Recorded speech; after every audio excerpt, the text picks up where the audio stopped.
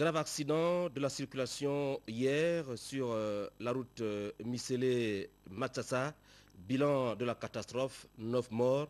Ce matin, à la faveur d'une conférence de presse au thème des travaux du Conseil des ministres, le chef de l'État, son Excellence Ali Bongo Ondimba, a adressé ses sincères condoléances aux familles si cruellement éprouvées.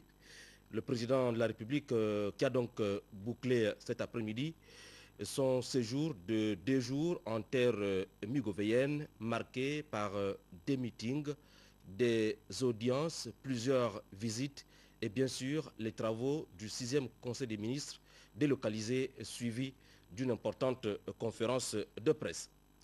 Madame, Monsieur, bonsoir et merci de choisir la une pour vous informer. Nous espérons vous conduire jusqu'à la fin du journal ce soir après les désagréments que notre chaîne a subis hier de la part de la Société d'énergie et d'eau du Gabon. Nous contraignons hier à interrompre brutalement le journal télévisé, notre principale session du soir. Ce énième incident remet, comme vous le voyez sur le tapis, la passe difficile que traverse la SEG. Tout ou presque ne répond plus à la demande de la clientèle. Des solutions urgentes s'imposent. Je vous l'ai dit, grave accident de la circulation hier au village Misélé, c'est à 5 km de Lastouvi dans la province de Logololo. Un minibus se rendant à Matsassa dans le district voisin a tenté de dépasser une voiture à un virage. Selon les témoins, le chauffeur aurait été ébloui par le nuage de poussière produit par la voiture qu'il cherchait à dépasser. Le minibus a donc terminé sa course folle contre un semi-remorque en stationnement. Bilan provisoire, 9 morts et plusieurs blessés. Voici les faits. Un grave accident de circulation qui a endeuillé plusieurs familles vient de se produire sur l'axe Lastouvi-Pont-Léou à la hauteur du PK7. À l'origine, un transporteur exerçant dans le périmètre urbain a pris l'initiative de transporter des passagers sur l'axe Lastouvi-Pont-Léou qui ne relève pas de son champ d'action. Pourtant longtemps interpellé sur ses déplacements hors de la commune, ce dernier, roulant à vive allure, au mépris des règles élémentaires du code Rousseau, avec à bord 18 passagers, a heurté une semi-remorque en stationnement. Bilan, 9 morts, dont une femme en grossesse et 8 blessés graves. Le chauffeur est sorti indemne. L'un des témoins de l'accident nous relate les faits. Il y a trois voitures qui sont passées. Et deux voitures, de gros camions. Le premier est passé et le second venait, il y avait vraiment assez de poussière. Donc il fallait assez que lui il s'est stationné pour attendre que la poussière puisse un peu diminuer. Et le chauffeur du bus, au moins il est rentré dans le... Bon, il n'était pas vigilant, il est rentré dans le gros camion. C'est moi qui étais à l'avant. C'est moi qui demandais, moi qui supervisais le passage au véhicule. Je demandais s'il fallait passer ou pas. C'est moi qui étais là. Je pouvais demander de ralentir parce qu'il y avait l'autre qui passait. J'ai demandé au chauffeur du camion d'avancer et l'autre de ralentir. Voilà une situation qui devait interpeller nos automobilistes à doubler plus de vigilance en cette période de vacances où le trafic est intense. Des blessés ont été tout de suite transportés vers le centre hospitalier régional Paul Mukombi de Koulamoutou. Ils subissent des soins intensifs dont l'état de santé de certains reste critique. Merci à nos confrères de Koulamoutou pour cette promptitude. Je vous l'ai dit, sitôt informé, le chef de l'État, son Excellence Ali Bongo Ondimba, a présenté cet après-midi ses sincères condoléances aux familles des victimes. Ali Bongo Ondimba, qui a mis un terme justement cet après-midi à son séjour de 2 jours dans la province du Moyen-Ogooué, marqué, je vous l'ai dit, par des meetings, des causeries, des audiences et plusieurs visites. Avant de regagner Libreville, le numéro 1 gabonais a présidé les travaux du 6e Conseil des ministres délocalisé, marqué par d'importantes mesures, l'économie des travaux avec nos confrères de la presse présidentielle. Autour du chef de l'État Ali Bongo Ondimba pour ce 6e Conseil des ministres délocalisé, l'ensemble des membres du gouvernement présents sur le territoire national. Le Conseil se tient au lendemain des visites du président de la République Ali Bongo Ondimba à Lambaréné et Andjolé. À l'ordre du jour de ce tour de table, le compte rendu des conseils interministériels du 21 et du 27 juin 2011. Au titre du projet de texte législatif et réglementaire, sur la table du Conseil, 2 affaires. Adoption du projet de loi autorisant le président de la République à légiférer par ordonnance pendant l'intercession parlementaire. Et le projet de décret fixant les montants des prestations familiales des Gabonais économiquement faibles. Le Conseil s'est également penché sur le compte rendu de l'opération de relevage du cargo Antonov D26 immatriculé TRL2. L'invitation par l'Université du Québec à Trois-Rivières dans le cadre de la coopération avec l'Institut national de formation d'action sanitaire et sociale du 20 au 28 août 2011.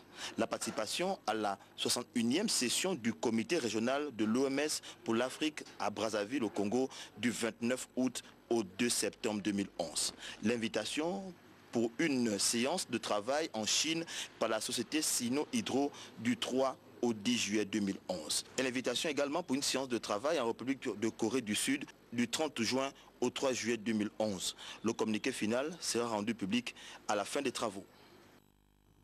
Et ce communiqué final, nous vous le proposerons en direct depuis la capitale migovéenne, Lambaréné, ce soir. La gratuité, il faut l'ajouter, des soins pour les étudiants gabonais vivant sur le territoire national, la construction d'un CHU à Lambaréné, la baisse substantielle des coûts des matériaux de construction, sable, ciment et autres, la réforme foncière et bien d'autres décisions comme celles prises dans le domaine minier ont ponctué les travaux de ce 6e Conseil des ministres tenu aujourd'hui dans la ville du docteur Albert Schweitzer. Il faut dire qu'à l'ouverture de la conférence de presse, le président de la République, je vous l'ai dit, a tenu à présenter ses sincères condoléances aux familles des victimes de ce grave accident de la circulation qui a fait 9 morts hier dans la province de Logololo.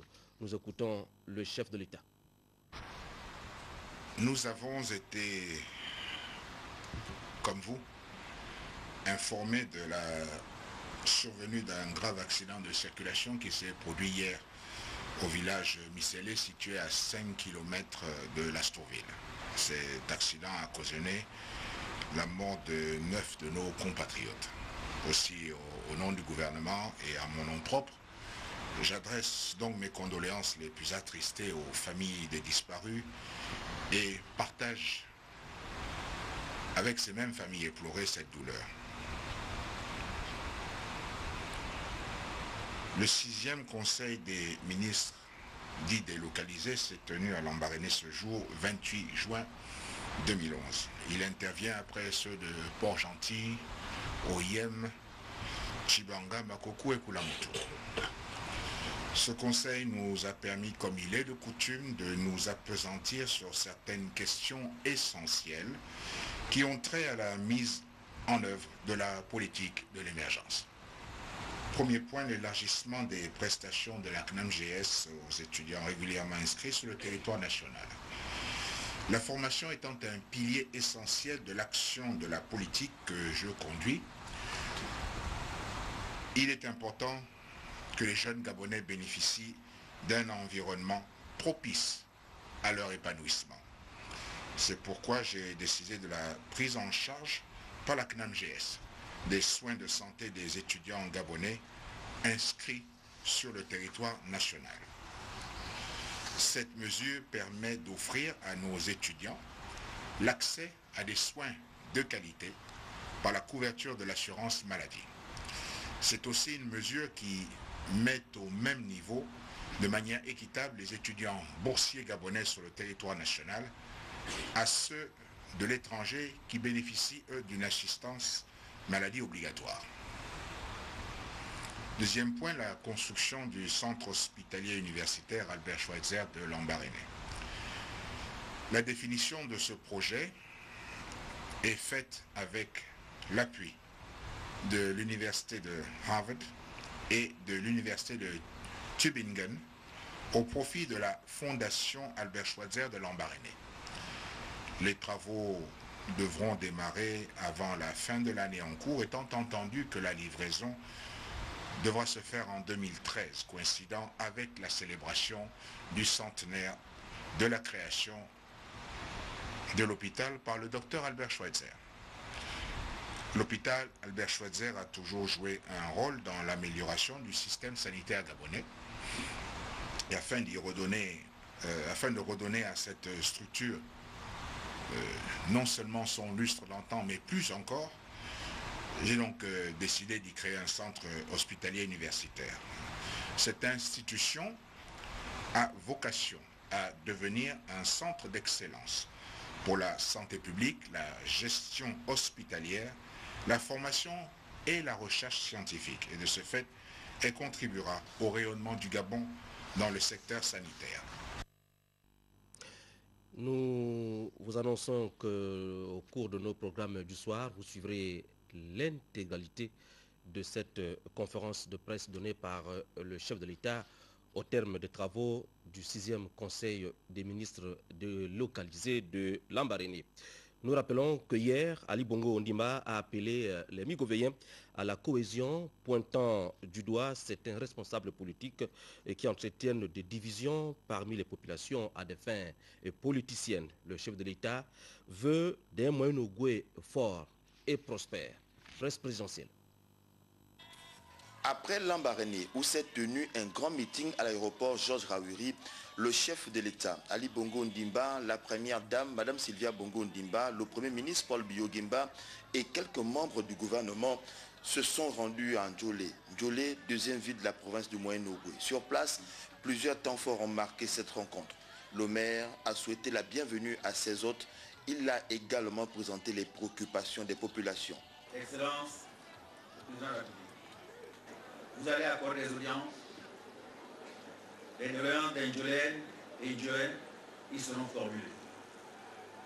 Mais je ne saurais passer sous silence les sentiments de désillusion et d'espoir perdu ressentis par les populations avec les échecs retentissants des fêtes tournantes dans le Moyen-Ogoué en général et Ndjolé en particulier en 2003 et surtout en 2009 où aucun coup de pioche n'a été entendu. Excellence, Monsieur le Président de la République, mon propos resterait trop sombre si je ne vous annonce pas qu'une lueur d'espoir réapparaît avec votre ambition de faire du Gabon un pays émergent et plus concrètement avec le lancement des travaux de la nationale de Ndjolé-Monument et l'exploitation du minerai de manganèse du mont Bimbébé. C'est sur cette note d'espoir que je vous souhaite encore une fois bon séjour à Ndjolé.